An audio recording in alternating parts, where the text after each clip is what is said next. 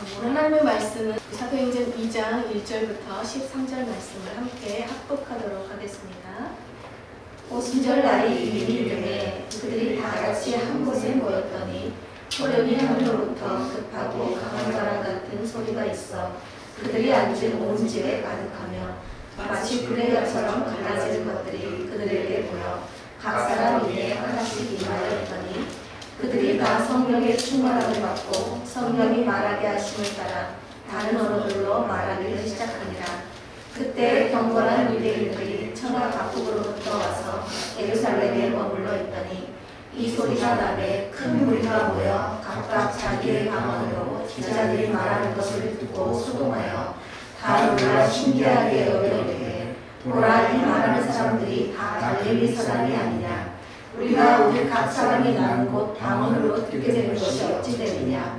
우리는 바데인과 메데인과 엘람인과 또 메소포타미아, 유대와 갑가도리아, 본도와 아시아, 프리기아와 밤빌리아, 애국과 및 구레네에 가까운 리비아 여러 지방에 사는 사람들과 로마로부터 온 나그네 곧 유대인과 유대교에 들어온 사람들과 그레네인과 아라비아인이라. 우리가 다 우리의 각 언어로 하나님의 큰 일을 말함을 듣는도다 하고 다 놀라며 당황하여 서로 이르되 이 어찌된 일이냐 하며 또 어떤 이들은 조롱하여 이르되 그들이 새 술에 취하였다 하더라. 아멘.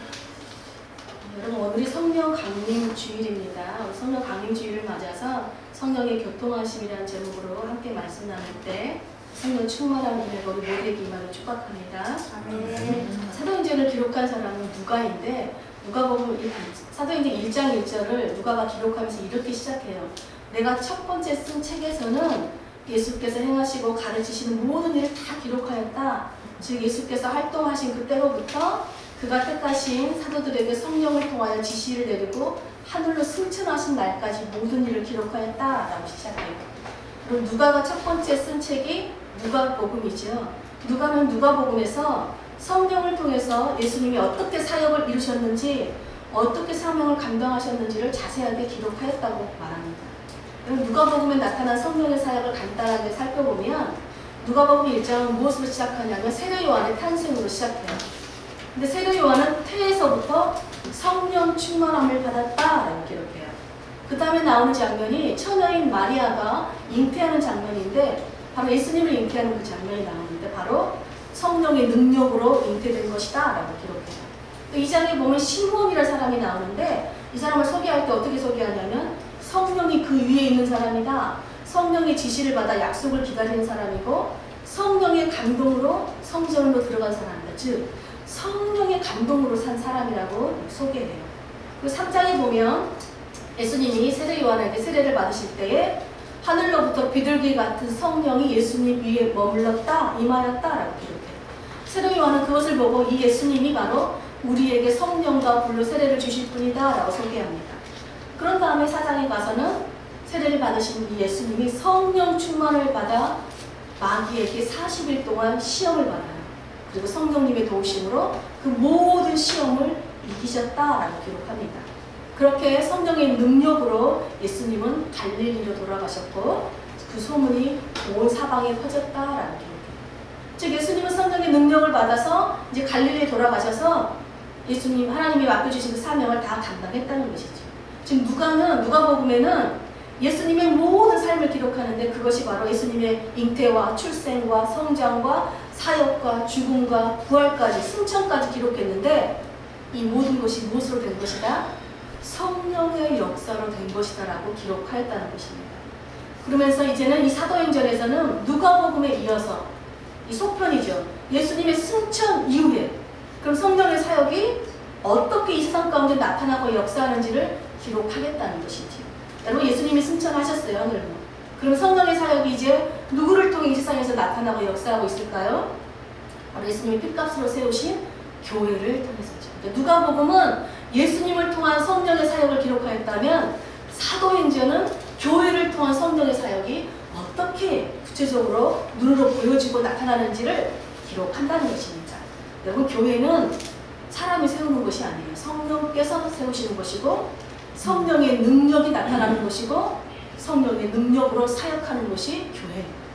사람의 힘과 능력으로 사역한다면 거긴 교회가 아니라는 것이죠. 여러분, 사도행전을 우리가 성령행전이라고 부르는 이유가 무엇입니까? 예수님을 나의 하나님, 나의 주님으로 고백하고 믿는 성도들을, 즉 교회를 통해서 그렇게 교회가 세워지고 지금까지 2000년이 지난 지금까지도 교회를 통해서 성령의 역사가 계속해서 이어지고 있기 때문입니다. 여러분, 많은 사람들이 오늘날 부패한 교회를 보면서 무슨 말을 하죠? 초대교회로 돌아가야 한다, 초대교회로 돌아가야 된다, 이런 말을 많이 해요.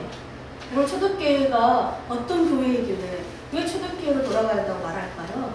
초대교회의 그 공식적인 시작과 그 모습을 보여주는 장면이 오늘 사도행전 2장이에요. 여러분, 초대교회의 공식적인 출범은 성령의 임재와 함께 시작돼요. 예수님을 하늘로 승천하시기 전에 제자들에게 마지막 유언을 남기셨는데 그것이 바로 사도행전 1장 5절이에요. 너희는 예루살렘을 떠나지 말고 아버지께서 약속하신 성령을 기다리라. 요한은 물론 너희에게 세례를 베풀었지만 너희는 몇 날이 못 되어서 성령으로 세례를 받을 것이다 라고 말씀하셨어요. 예수님은 성령의 능력으로, 성령의 도우심으로 이 땅에 오셨고 성령의 능력으로, 성령의 도우심으로 이 땅에서 하나님의 뜻을 다 감당하셨어요. 십자가를 온전히 질 수 있었습니다.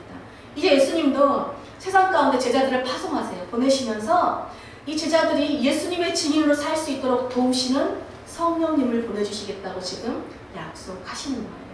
그러니까 예수님의 증인으로 살 수 있는 능력은 바로 성령을 받아야만 가능하다는 것입니다. 이 예수님의 이 마지막 유언의 약속의 말씀을 따라서 제자들뿐만 아니라 예수님을 따르던 많은 여자들, 그리고 예수님의 어머니와 동생들까지도 약 120여 명이 예루살렘에 있는 한 다락방에 모여서 함께 성령을 구하며 기도하고 있었어요. 그렇게 기다리고 있었습니다. 그렇게 하루, 이틀, 일주일이 지나서 예수님이 승천하신 지 일주일이 지나자 오순절이 이르렀어요. 여러분, 오순절은 6월절 후 첫 안식일로부터 50일 후에 이르는 절기를 오순절이라고 불러요. 우리가 지금 지키는, 오늘 지키는 절기가 성령 강림절이잖아요. 우리는 예수님이 부활한 날로부터 50일 후를 지키니 성령 강림절로 지키는 거예요. 유대인들이 지키는 이 절기는요, 단순히 축제를 즐기는 그런 날이 아니라 영적인 의미를 지니고 있었어요. 6월절이 어떤 날이죠? 이스라엘 백성들이 애굽에서 구원을 받을 때 집 앞에 양의 문에 그 양의 피를 바른 이스라엘 백성들의 집은 죽음의 심판이 넘어갔어요. 넘어갔다라는 뜻이 6월절은. 넘어간 사건을 기념한 이름을 붙여서 6월절이라고 불러요. 그래서 6월절에는 누룩 없는 빵을 먹으면서 하나님께서 행하신 큰 일, 우리를 구원하신 그 큰 일을 기억하며 기념하는 날이었습니다. 그리고 오순절에는 하나님께서 우리 저번 주에 홍수 지나고 나서 노아와 언약을 맺으셨잖아요. 그 노아와 언약을 맺은 언약 갱신과 함께 시내산에서 이스라엘 백성들이 그 모세와 맺은 그 언약 갱신을 기념하는 날이에요. 그래서 오순절 날에는 신선한 밀로 만든 갓 구운 빵을 하나님께 바치고 또 여러 제물도 바침으로 행진도 하고 찬양을 하고 마지막에 제사장의 축복을 받는 그야말로 큰 축제의 절기였습니다. 그래서 사도행전 오늘 말씀에 있는 2장 5절에 보면 세계 곳곳에 흩어져 있던 유대인들이 이 오순절을 지키기 위해서 지금 예루살렘으로 다 몰려들었어요. 그 오순절 축제의 날에 한 다락방에 모여서 성령을 기다리고 기도하고 있던 그 사람들에게 호련히 하늘로부터 급하고 바람 같은 소리가 온 지방 가득 채웠고 또 불의 혀처럼 갈라지는 것들이 각 사람 위에 임하였습니다. 그리고 함께 모여있던 모든 사람들이 성령의 충만함을 받자 성령이 시키시는 대로 각각 다른 나라 언어로 방언을 말하기 시작하였습니다. 여러분, 여기서 나오는 이 바람이라는 헬라어가 푸뉴마인데요. 푸뉴마가 또 성령도 동일하게 푸뉴마예요. 우리가 저번 주에 노아 홍수 때 하나님께서 물이 엄청나게 가득 찼는데 그 물을 줄어들게 하는 방법이 무엇이었냐면 바람을 땅 위에 불어서라고 말씀하세요. 즉 여러분, 바람은요, 하나님의 영이 이 땅을 운행하고 역사하는 하나님의 임재의 상징입니다. 또 성경에서 불이나 불꽃 역시 하나님의 임재, 하나님의 능력을 상징해요. 무슨 말이냐면 여러분, 구약시대는 하나님이 임재하는 장소가 어디였냐면 성막과 성전이었어요. 그런데 이제 성령을 받은 사람들이 바로 하나님이 임재하시는 성전이 되었다는 것이죠. 여러분 많은 사람들이 성령을 어떤 신비한 능력, 어떤 추상적인 개념으로 생각해요. 그러나 오늘 본문에 보면 성령께서 급하고 강한 바람 소리 같이 가득 차는 것이 들려졌죠. 또 불의 혀처럼 각 사람 가운데 임하는 것이 보여졌어요. 마찬가지로 성령님은 임재하신 성도들의 삶을 통해서 성령님이 어떤 분이신지 눈으로 보여지고 귀에 들려지도록 아주 구체적이고 실제적으로 우리 삶에 역사하시는 살아계신 하나님이십니다. 또 성령 충만, 성령 세례하면 보통 사람들이 방언이나 은사만 생각하는 경우가 많아요. 그럼 여러분 세례가 무엇을 의식하는 것이죠? 우리가 세례는 물에 완전히 잠기는 의식이잖아요. 나의 옛사람과 나의 정욕을 깨끗하게 물로 씻어서 나는 죽고 예수 그리스도로 사는 거듭난 사람이 살겠다는 그런 신앙 고백적인 의식이에요. 그러면 여러분 성령 충만, 성령 세례는요, 성령으로 충만하게 잠기는 것이에요. 내 뜻과 내 의지를 죽이고 오직 성령에 사로잡혀 사는 것이죠. 성령에 붙들어 사는 것이죠. 오늘 우리가 살아계신 성령님 날 붙들어 주세요 찬양한 것처럼 성령께 붙들림 받아 사는 것이 바로 성령 충만, 성령 세례인 것이에요. 근데 오늘 말씀을 보면 성령이 각 사람 위에 하나씩 하나씩 다 임했다라고 기록하죠. 그 다음엔 또 그들이 다 성령 충만함을 받았다라고 말해요. 여러분 성령은 우리 개인 한 사람 한 사람이 다 받아야 하는 하나님의 선물이죠. 동시에 성령으로 충만한 공동체여야 합니다. 무슨 말이냐면요, 우리가 예수님을 믿을 때 우리는 각 사람은 믿는 자들에게 성령을 다 받아요. 근데 중요한 것은 뭐냐면 성령을 받은 후에 성령을 의지하고 사느냐, 즉 성령에 붙들려 사느냐, 성령 충만을 받고 사느냐, 아니면 여전히 성령을 받은 후에도 내 마음대로 내 뜻대로 사느냐예요. 여러분 성령은 모든 믿는 자들에게 임하시지만 성령 충만은 일시적으로 지속될 뿐 영원한 것은 아니에요. 그래서 예수님도 제자들도 사도 바울도 항상 뭘 했냐면 기도를 했죠. 무슨 기도했을까요? 성령 충만함을 위해서 기도했어요. 왜요? 성령이 충만하지 않으면 하나님의 뜻대로 살 수가 없고 하나님의 사명을 감당할 수 없기 때문에 그렇습니다. 그래서 우리도 항상 성령 충만을 위해 기도해야 돼요. 그래서 여러분 어제 우리 여러분 다 묵상하셨죠? 묵상 본문에 보면 누구와 누구의 싸움이 나오죠? 다윗과 골리앗의 싸움이 나왔어요. 골리앗이 등장하자 이스라엘 백성들은 무서워서 도망가거나 싸움을 할 엄두를 못 냈는데 딱 한 사람 다윗만 골리앗과 싸우죠. 근데 다윗을 소개할 때 성경이 뭐라고 기록하냐면 주님의 영이 사로잡힌 다윗이라고. 다윗은 하나님의 영이신 성령에 붙들려 살았기 때문에 거룩한 분노, 의로운 분노로 일어나서 용기 있게 넉넉히 싸워 이겼다는 것이죠. 강원도 태백에는 예수원이라는 신앙 공동체가 있어요. 그리고 저번주에 우리 함께 예배드렸던 콜롬바 목사님과 또 우리 뒤에 있는 홍경순 집사님과 기환이도 예수원 가족이래요. 예수원에서 함께 살았던 적이 있죠. 지금은 돌아가셨지만 예수원을 설립하신 대천덕 신부님이 계세요. 대천덕 신부님의 할아버지이신 아레이 토레이 신부님이 성령노릇에서 굉장히 많은 강의를 하신 분인데 이분이 항상 아침에 눈을 뜨면 제일 먼저 첫 번째로 하는 기도가 하나님 나를 성령으로 충만하게 도와주십시오 라는 기도였다고 합니다. 그러면서 그 아레이 토레이 목사님이 이렇게 기록하세요.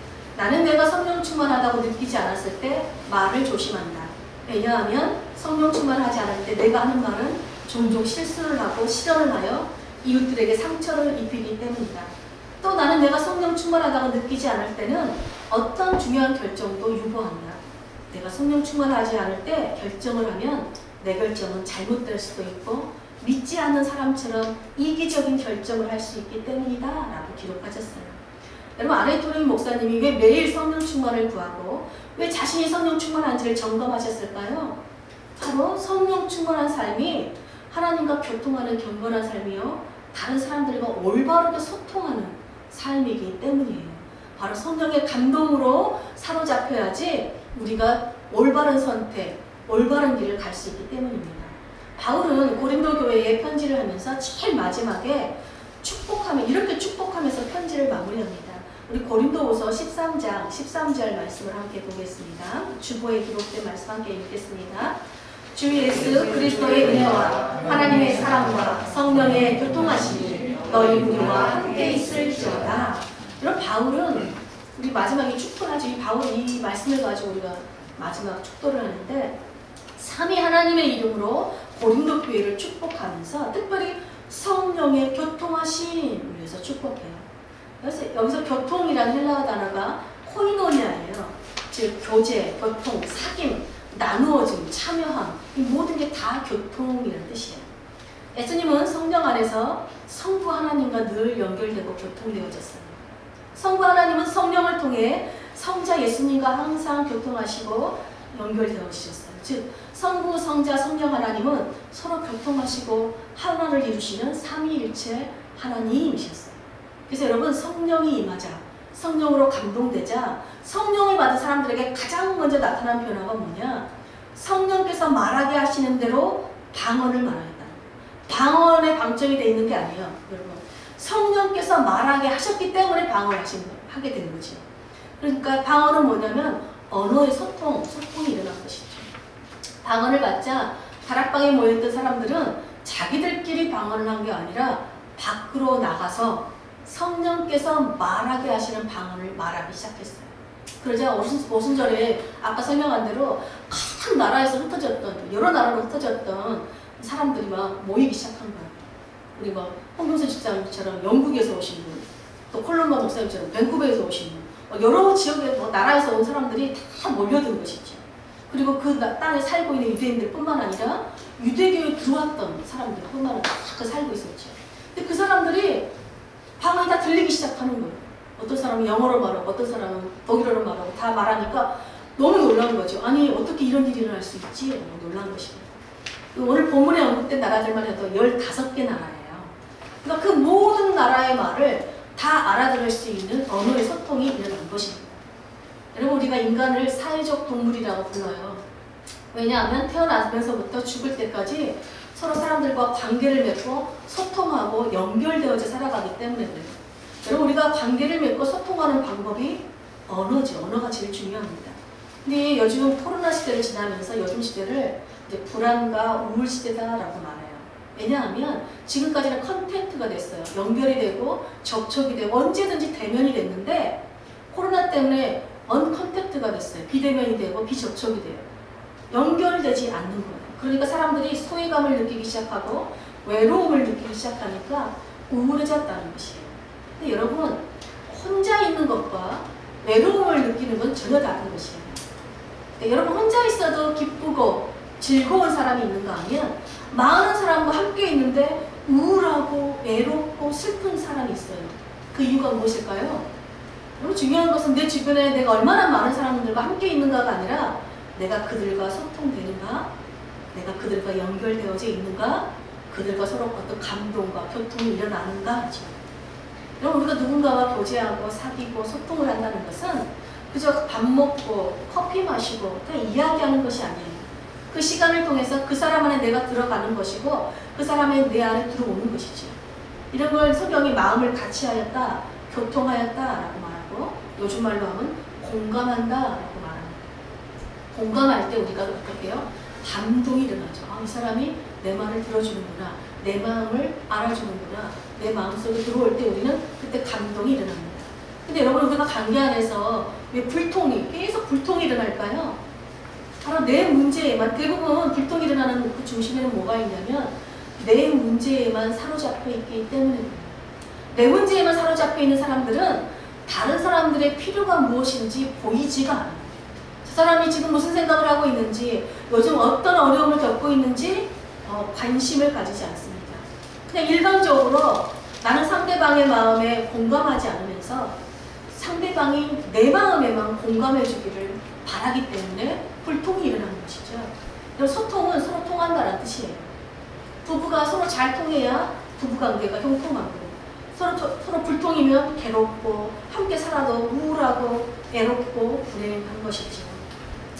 천주교 작가인 다니엘 그리코는 외로움은 영적 공허함을 동반한다라고 말해요. 영적 공허함이 뭐죠? 사람이 마땅히 연결되어져야 할 하나님과 끊어져 있는 상태예요. 그러니까 이것을 성경이 말하는 죄예요. 우리 인간의 마음 안에 하나님으로 채워져야 하는데, 하나님을 모시고 살아야 되는데, 하나님 없이 사는 것이 텅 비어 있기 때문에 아무리 세상의 것으로 채워도 공허한 상태가 되는 거예요. 이런 상태에서는 사람들과의 친밀감 속으로 들어갈 수 없다는 것이죠. 즉 하나님과의 교통이 사람과의 교통으로 이어지기 때문에 그렇습니다. 여러분, 죄는요 우리로 하여금 하나님과의 교통을 끊어놓습니다. 그리고 텅 빈 공허한 마음으로 살게 합니다. 근데 하나님은 어떤 분이십니까? 우리 안에 성령을 채워주셔서 우리를 새롭게 하시는 분이시죠. 우리가 성령님과 교통할 때, 우리가 성령에 의지하고 살 때, 우리가 예수 그리스도와 바로 아버지 하나님, 그 삼위 하나님과 함께 연결되어지고 교통하며 사는 것이죠. 여러분, 이것이 인간의 아름다움이고 인간의 행복이고 인간의 기쁨의 근원이 바로 하나님으로부터 연결되는 것입니다. 그래서 다니엘 빌보는 애로움의 근본 치유는 하나님께로 돌아가야 한다. 영적 충만을 받아야 된다라고 말합니다. 그래서 여러분, 성령 충만한 초대교회의 모습들을 보고 세상 사람들이 어떻게 반응했냐면 아름답다라고 칭찬했어요. 그리고 주님께서도 그 아름다운 교회 공동체를 보시고 구원받는 사람을 날마다 더하여 주셨다고 2장 47절에 기록하고 있습니다. 여러분, 그러면 성령 충만한 그 성도들이 어떻게 삶을 살았기에 세상 사람들이 그것을 보고 아름답다라고 칭찬을 했을까요? 성령의 교통하심이 성도들의 삶에 어떻게 구체적이고 실제적으로 나타났는지 2장 42절부터 47절까지 그 모습을 기록하고 있어요. 우리가 읽지는 않고 제가 그 내용을 간단하게 설명하겠습니다. 베드로의 설교를 들은 사람들 중에 회개를 하고 예수님을 믿는 사람이 있고 세례를 받는 사람들이 생겨났습니다. 근데 세례를 받고 끝난 것이 아니라 이들이 사도들에게 하나님의 말씀을 가르침을 받기 시작했어요. 그리고 서로 교제하고 떡을 떼고 기도하기 시작했어요. 또 사도들에게는 기사와 표적이 많이 나타났고 믿는 사람들이 서로 물건을 통용하고 자신의 소유와 재산을 팔아서 각 사람의 필요를 따라 나누어 주었어요. 또 날마다 마음을 같이하여서 성전에 모이기에 힘쓰고 또 집에서도 떡을 떼고 기쁨과 순전한 마음으로 하나님을 찬양하고 예배하였어요. 그러자 이 모습을 보고 온 백성이 교회가 아름답다라고 칭송하였고 하나님께서도 구원받는 사람을 날마다 더하여 주셨다라고 기록해요. 그러니까 이런 초대교회 성도들의 모습은 한마디로 어떤 모습이냐? 모든 관계 안에서 교통이 일어났어요. 성령님의 교통하심이 성도들의 삶을 통해서 눈으로 보여지고 귀로 들려지게 나타나는 그런 공동체였다는 것이에요. 가장 먼저 초대교회는 여러분, 하나님과의 관계에서 교통이 이루어지는 공동체였어요.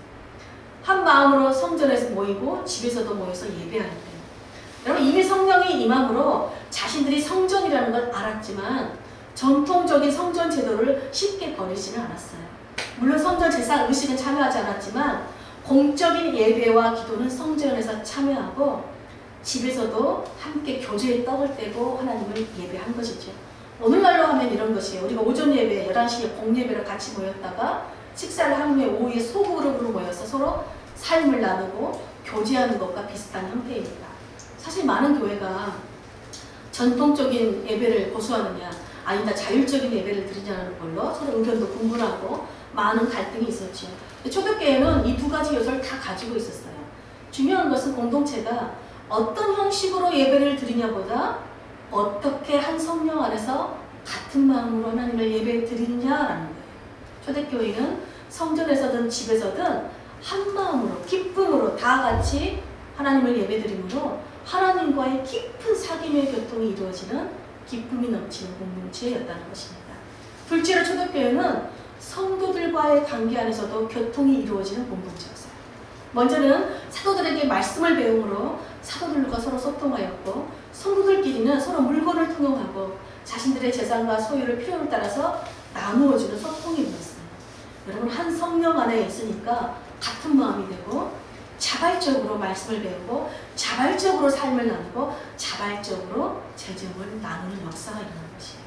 그리고 성령님의 감동이 임하니까 다른 사람의 필요가 보이기 시작합니다.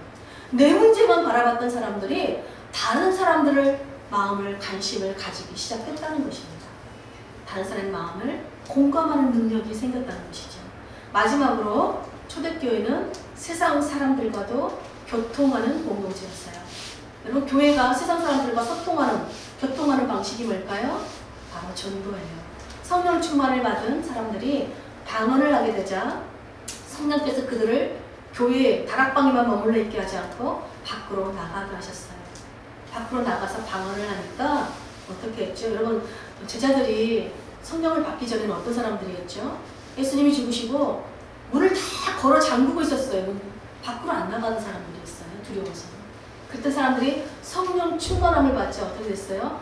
밖으로 나가서 방언으로 말했는데 2장 11절 후반에 보면 사람들이 뭐라고 말하냐면, 아니 이거 어찌된 일이냐, 우리가 지금 하나님 각 나라 언어로 하나님의 큰 일을 말함을 듣는도다. 여러분, 방언이 굉장히 중요한 것이죠. 우리가 방언을 하냐가 중요한 것이 아니라 지금 방언으로 무엇을 하느냐예요. 하나님의 큰 일을 지금 말해야 돼요. 여러분, 하나님의 큰 일이 무엇이죠? 복음이죠. 예수 그리스도의 복음. 예수님이 우리 죄를 위해 십자가에서 죽으시고 부활하신 우리 주 그리스도라는 이 복음을 알아듣도록 전하였다는 거예요. 그러자 예루살렘에 모인 모든 민족에게 이런 복음이 전해진 거지. 그러니까 방언을 하느냐, 방언을 받았느냐가 중요한 것이 아니라 성령께서 방언을 왜 주셨는지 그 목적대로 하느냐입니다. 여러분, 하나님 우리에게 은사를 주실 때 그 은사를 목적대로 사용할 때 성령의 능력과 역사가 나타나요. 나를 뽐내기 위해서 누군가를 막 자랑하기 위해서 하면 그 성령의 능력이 나타나지 않는 것입니다. 성령께서 방언을 주신 이유는 복음을 전하는 증인으로 살게 하기 위해서예요. 이 방언은 나중에 고린도전서에 나오는 방언과 좀 달라요. 이 방언은 성령께서 특별히 복음을 전하기 위해서 이때 부어주신 방언인 것입니다. 그래서 사람들이 듣고 뭐라고 말해요? 아니, 하나님의 큰 일을 들은 사람들이 어떻게 말하냐면, 아니 어떻게 된 일이냐, 놀라고 당황한 사람들이 있었는가 하면은, 아, 저 사람들이 낮술 먹었다, 낮부터 술 먹고 취해서 저러는 것이다 라고 조롱하고 무시하게 됐습니다. 여러분, 우리가 조롱을 받든 무시를 받든 복음을 전해야 한 이유가 무엇일까요? 이제 복음을 전하는 것은 성령 받은 모든 자들의 사명이기 때문에 그래요. 성령을 우리에게 주신 이유는 예수 그리스도를 전하는, 복음을 전하는 증인으로 살라고 우리에게 선물로 주셨기 때문입니다. 그래서 여러분, 베드로가, 어떤 사람은 조롱하고 무시하였지만 베드로가 아니다, 우리 술 취한 게 아니다, 우리는 바로 예수님을 믿자, 그 성령께서 우리에게 임하셨다라고 설교하기 시작하자 많은 사람들이 회개하고 세례받아서 이렇게 아름다운 초대교회가 세워지게 된 것입니다. 여러분, 초대교회는 기도와 말씀과 찬양으로 하나님을 예배함으로 하나님과 깊은 교통이 이루어졌고, 성도들 안에는 한마음으로 말씀을 배우는 일에 힘쓰고 자신의 삶과 필요를 나눔으로 성도들과의 교통이 이루어졌어요. 그리고 마지막으로 이 공동체에만 머물러 있지 않고 세상 밖으로 또 흩어져서 우리가 받은 이 아름다운 귀한 복음을 전함으로 세상과도 교통되는 복되고 아름다운 공동체였다는 것입니다. 여러분, 교회를 교회되게 하는 것은 우리의 어떤 힘과 능력, 돈 이런 걸로 되는 거 아니에요. 성령의 충만, 교통, 감동, 이 모든 것이 교회를 교회되게 하고 하나님을 하나님 되게 하고 성도를 성도 되게 하는 능력인 것입니다. 여러분, 매주일 이렇게 함께 모여서 하나님을 예배하는 것이 여러분 기쁘세요?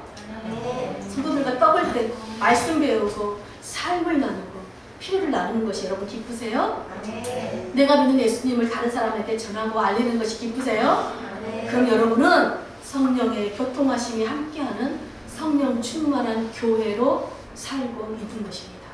여러분은 움직이는 교회인 거예요. 여러분이 가면 그곳이 교회가 되는 것입니다. 근데 혹시 여러분 미래에 대한 불안과 외로움과 우울함 가운데 있으세요? 또 자녀와 부모, 아내와 남편, 또 인간관계 안에서 어려움을 겪고 있어요? 예배 나오는 것이 무겁고 짐같고 다른 사람들에게 예수님을 말하는 게 두려우세요? 그렇다면 여러분, 성령 충만을 간절히 구하시길 축복합니다. 여러분, 성령님은 우리를 경박한 삶이 아니라 경건한 삶으로 인도하시는 분이시고, 거짓된 삶이 아니라 진리로 인도하시는 분이세요. 또 모든 불통의 괴로움을 형통의 기쁨으로 바꾸시는 분이세요. 성령님은 우리를 모든 죄의 시험에서 이기게 하는 능력이시자, 여러분, 우리를 죽음에서도 일으키게 하시는 능치 못함이 없는 하나님이십니다. 그 성령님이 우리 안에 예배하는 선한 마음을 주시는 분이시고 정직하고 정결한 마음, 순전한 마음을 창조하시는 분이세요. 그리고 다른 사람의 마음을 공감하게 하는 능력을 주시는 분이 성령님이시죠.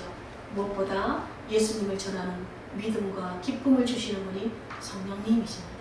그럼 여러분, 누군가랑 관계할 때는 저 사람이 내 말을 들어주세요가 아니라 성령님, 내가 저 사람의 마음을 볼 수 있도록 공감할 수 있는 능력 주시고 저 사람들의 필요가 무엇인지 알 수 있게 해달라는 기도하실 때 성령께서 감동을 주시면 그런 역사가 일어난다는 것입니다.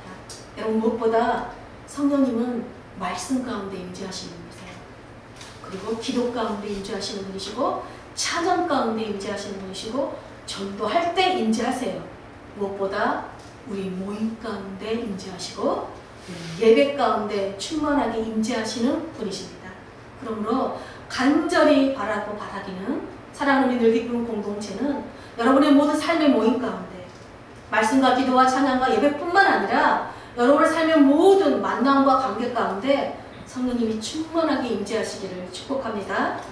그래서 성령님의 교통하심을 따라 하나님과 교통하고 성도들과 교통하고 이웃과 세상 사람들과도 교통함으로 정말로 하나님이 기뻐하시는 거룩한 성전이 되어서 세상에서도 여러분을 보고 아름다운 교회라 칭송받고 주님께서도 여러분을 통해 우리 교회를 통해 구원받는 자를 더하여 주시는 늘 기쁨이 넘치는 늘 기쁨 공동체가 되기를 간절히 축복합니다. 아멘.